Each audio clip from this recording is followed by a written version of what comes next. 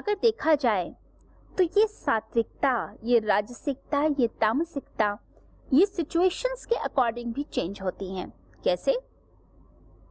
देखिए, हम कहते हैं अर्ली मॉर्निंग में सात्विकता होती है, बट अर्ली मॉर्निंग सुबह सुबह 5 बजे फ़ोन आ जाए कि किसी व्यक्ति का एक्सीडेंट हो गया, अब बुरी न्यूज़ है, तो सात्विकता से क्या हुआ? तामसिकता आ गई। आप तुरंत चेंज हो गए, यानी इतनी प्यारी धारा चली थी अंदर, वो धारा बदल के अब एक अलग धारा में चली गई। ऐसे ही दोपहर के वक्त में अगर न्यूज़ आ जाए कि इतने पैसे का प्रॉफिट हुआ है, तो आप आनंद से झूमने लग जाते हैं। तो वो जो आनंद है, वो जो आपके अंदर खुशी आ गई है, वो क्या चीज़ है? वो आपकी धारा को बदल रही है।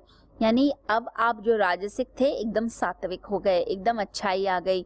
आपने कहा नहीं, अब तो मैं दान पुण्य भी करूँगा, मैं ये भी करूँगा, मैं वो भी करूँगा, इसको भी खुशी दूंगा, उसको भी खुशी दूंगा। तो यह भाव आपके अंदर आते हैं, तो सिचुएशंस भी आपके गुणों को चेंज करती हैं। तो व्यक्ति अगर अपने अंदर की सात्विकता को ज़्यादा बढ़ाता चला जाता है, तो समझ लीजिए वो साधक होने लग गया। एक साधक क्या करता है? आम लोगों के अंदर जैसे गुण चेंज होते हैं, साधक के अंदर भी होते हैं, लेकिन साधक क्या करता है? साधक परिस्थितियों में अपने आप को सम रखता है। उसे पता है रोज चेंजेस होंगे, कभी गुड न्यूज़, कभी बैड न्यूज़, कभी कुछ, सुख दुख सब चलेगा। लेकिन ये सब कैसे हैं? जैसे धूप और छांव मेरे ऊपर पड़ती रहती है। कभी धूप आ गई, कभी छांव आ गई, कभी सक्सेस आ गई, कभी फेलियर, कभी मान, कभी अपमान, ये तो चलता रहेगा। अपने आप को बैलेंस रखता है, यानी न तामसिक, न राजसिक, न ही सात्विक के गुणातीत अवस्था में रहने लगता है। तो उसके अंदर एक प्यारा सा भोलापन रहता है, जैसे बच्चों का है। जैसे सुबह सुबह के ब्रह्म मुहूर्त में जो अवस्था होती है, वो उस अवस्था को बढ़ाता चला जाता है। अपने आप को ऑब्जर्व करता है, अपना निरीक्षण करता है कि मैं कौन सी स्थिति में हूं अभी, ऑब्जर्वेशन, और अपने आप को एक गति देता है, मैं कौन सी गति में, कौन सी सिचुएशन में चला जाऊं। तो गति दे दी उसने अपने आप को। तो वो जो साधक है, ऑब्जर्व करके अपने आप को ठीक करता है और निरति में रहता है, यानी अति नहीं करता। अति नहीं चाहिए, एक्सट्रीम्स में नहीं जाना, एक्सट्रीमिस्ट नहीं है, बैलेंस पर्सनालिटी है। तो अपने अंदर की सात्विकता को, तामसिकता को, राजसिकता को, तीनों को बैलेंस करके रखता है। अब आप देखिए कैसे बैलेंस करेंगे। पूरे दिन में 24 आवर्स हैं हमारे पास। अगर हम उसे 3 से डिवाइड करें तो 8 आवर्स हमें मिल जाते हैं। नींद के लिए 8 घंटे रख दीजिए, यानी तामसिकता के लिए 8 घंटे नींद, रिलैक्सेशन, आराम से रहना। 8 घंटे आपके तमस के लिए, 8 आवर्स रजस के लिए, काम के लिए। 8 आवर्स की शिफ्ट बनाई जाती है, इसीलिए 8 घंटे काम करें, 8 आवर्स लगातार काम कीजिए, खूब मेहनत कीजिए। फिर किसी को मत देखिए, 8 घंटे मेहनत मतलब मेहनत, राजसिकता। उसके बाद 8 घंटे सात्विकता के लिए, पूजा पाठ, आरती करना, प्रार्थना करना, सत्संग सुनना, भजन गाना, परमात्मा के आनंद में मग्न बैठे हुए हैं, जैसे खाली बैठे हुए हैं आप। सामने इतना सुंदर दृश्य है, पेड़ पौधे लगे हुए हैं, फूल खिले हुए हैं, बारिश हो रही हो और सामने फ्लावर्स भी हैं। आप देखते हैं ट्रीज को कैसे झूम रहे हैं बारिश में, वो आनंद महसूस कीजिए। वहीं आप भी बैठे हैं कोने में और उस क्षण को अपने अंदर उतार लेना चाहते हैं, अपने हृदय में उतार लेना चाहते हैं। जो वो उतार रहे हैं आप, वो एक अलग सी मदहोशी, एक खुमारी लाने लग जाएगा, एक प्रसन्नता, एक आनंद का भाव, एक अहोभाव आएगा। किसी ने कोई एक अच्छी बात बताई, अपने उस बात को अपने दिल में उतार लिया और दिल में उतार कर आप उसी बात पे चर्चा करने लग गए अपने मन से और खो गए। थोड़ी देर के लिए ध्यान ही लग गया। ये सारे सात्विकता के क्षण हैं। बीच बीच में गैप लेना चाहिए, सात्विकता का उदय बना रहे। जैसे ओम नमः शिवाय, ओम नमः शिवाय, ओम नमः शिवाय बोलकर 3 बार सांस ली और छोड़ी। ये आपको शांति देगा। पूरा दिन हम मेहनत करते हैं, पूरे दिन तामसिकता राजसिकता बढ़ाते हैं, क्यों ना सात्विकता की वृद्धि की जाए। एवरी आवर 1 मिनट के लिए परमात्मा का ध्यान कर लीजिए। हरिओम बोल लीजिए, 3 बार हरिओम ही बोल लिया।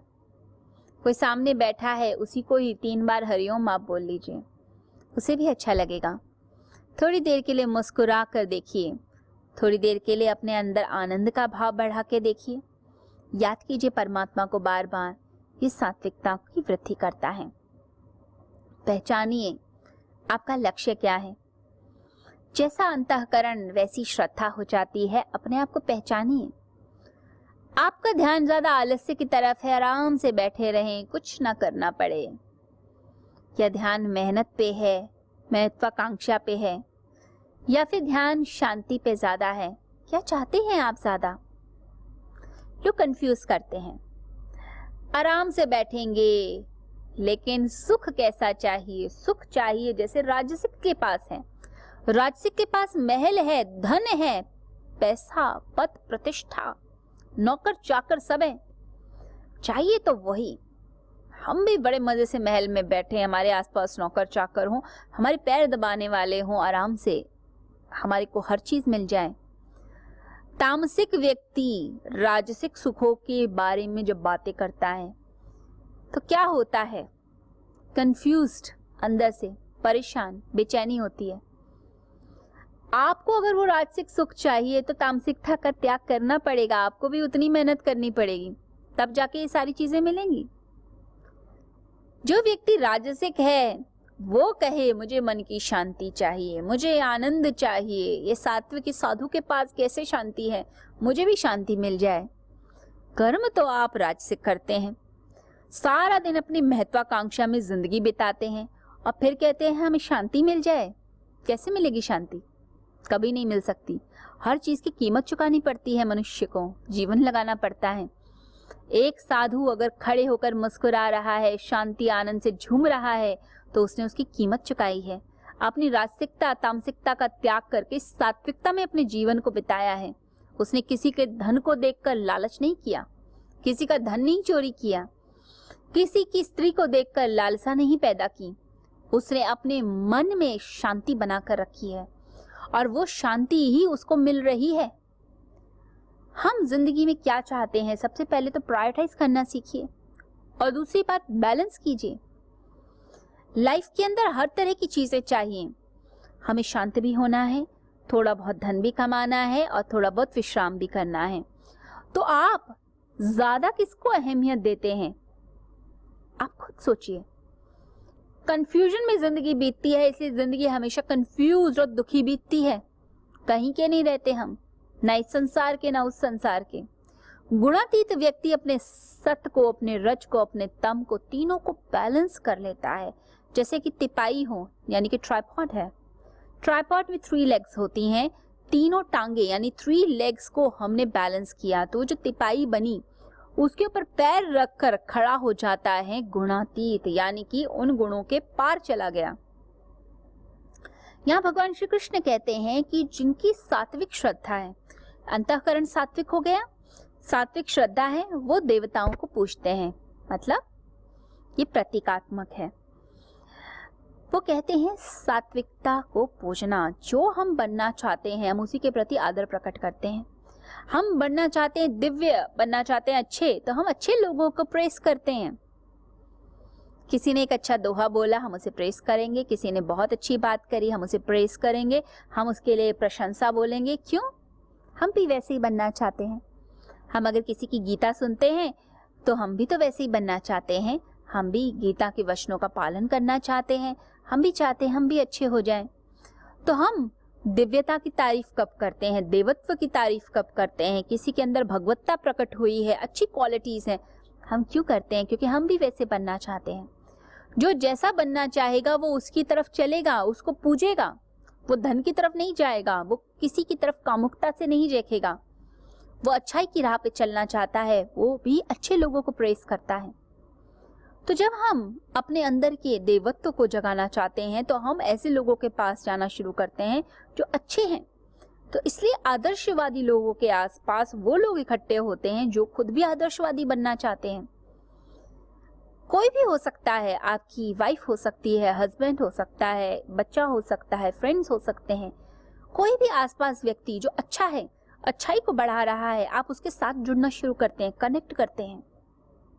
देवता जिसके अंदर सात्विकता इतनी ज्यादा कि भलाई के लिए जीवन जीता है, उसने अपने रजस और तमस को इतना कम कर दिया कि वो दोनों तो 1% रह गए, बाकी तो सात्विकता ही सात्विकता। वो देवता होते हैं।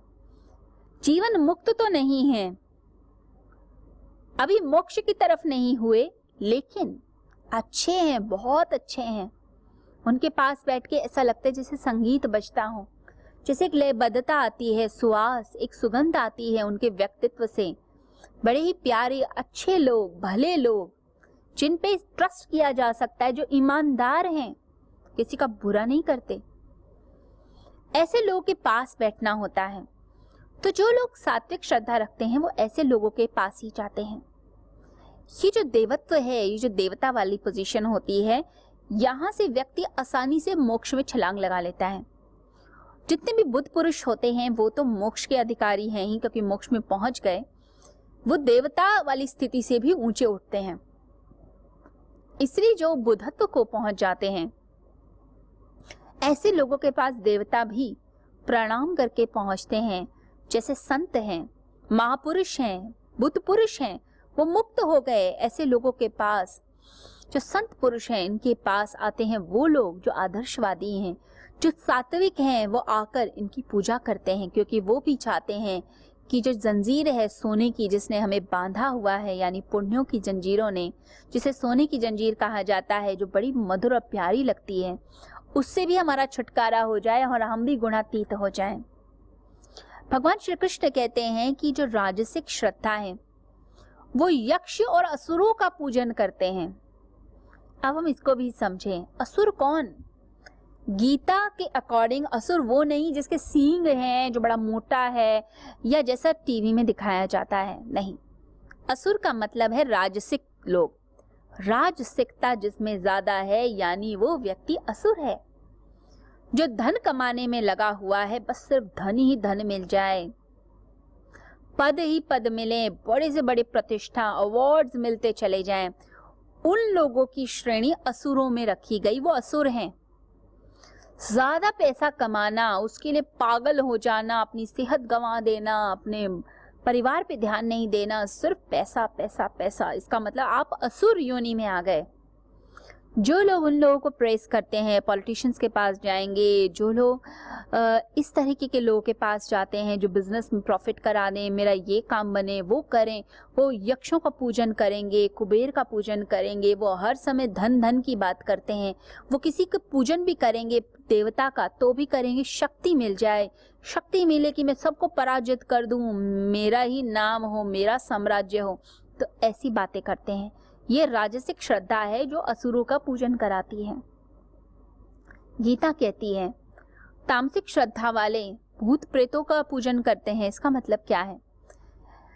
तामसिक श्रद्धा यानी कि मेरा आलस्य अखंड रहे, मैं कुछ ना करूं, मजे मारूं जिंदगी के और पैसा ही पैसा आए, दूसरे लोग मेरे लिए काम करें, मैं कुछ भी ना करूं, दूसरे लोग काम करें और मैं कुछ ना करूं, मैं बिल्कुल आराम से बैठा रहूं।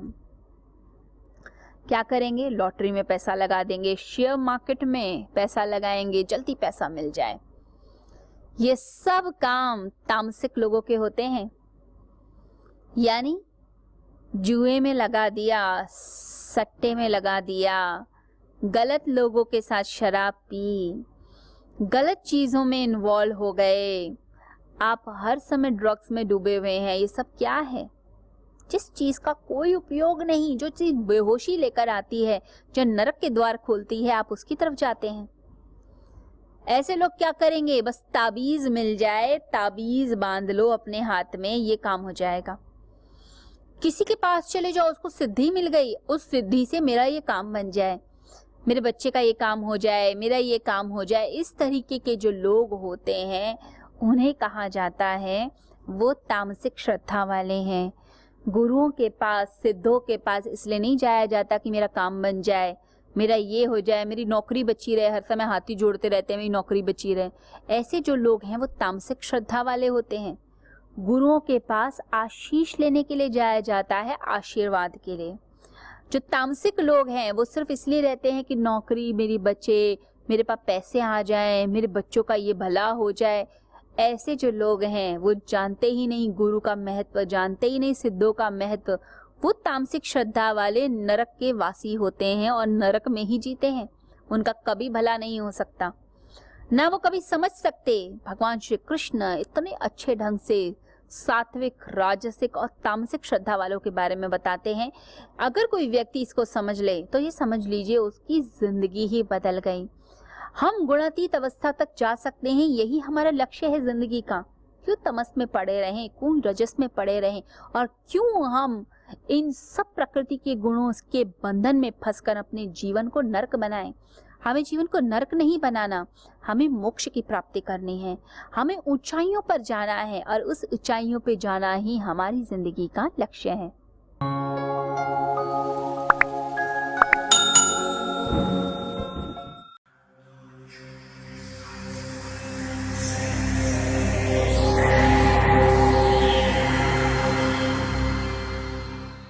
शिवरात्रि का अवसर सामने है और हम सब भगवान शिव के लिए कहते हैं कि शिव समान कोई दाता नहीं, विपद विदारणहार, लज्जा मेरी राखियो, हे शिव नंदी के असवार।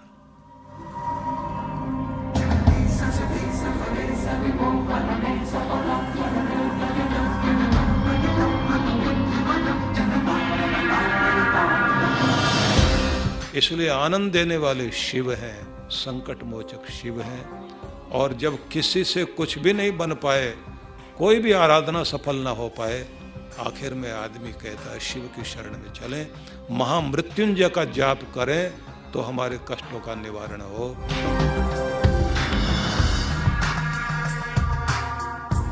तो ऐसे भगवान शिव की आराधना का अवसर है शिवरात्रि। और शिवरात्रि में मन चाहा वरदान पा सकते हो, अपने कष्टों से मुक्ति पा सकते हो।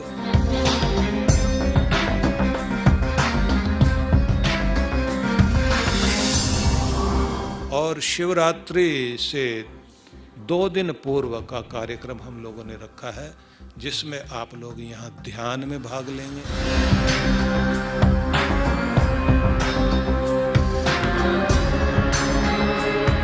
और शिवरात्रि वाले दिन जहाँ रुद्राभिषेक करने का अवसर भी मिलेगा,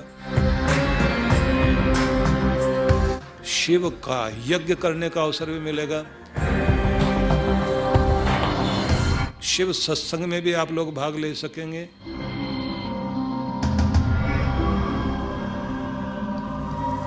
और यहाँ देव दर्शन भी कर सकेंगे।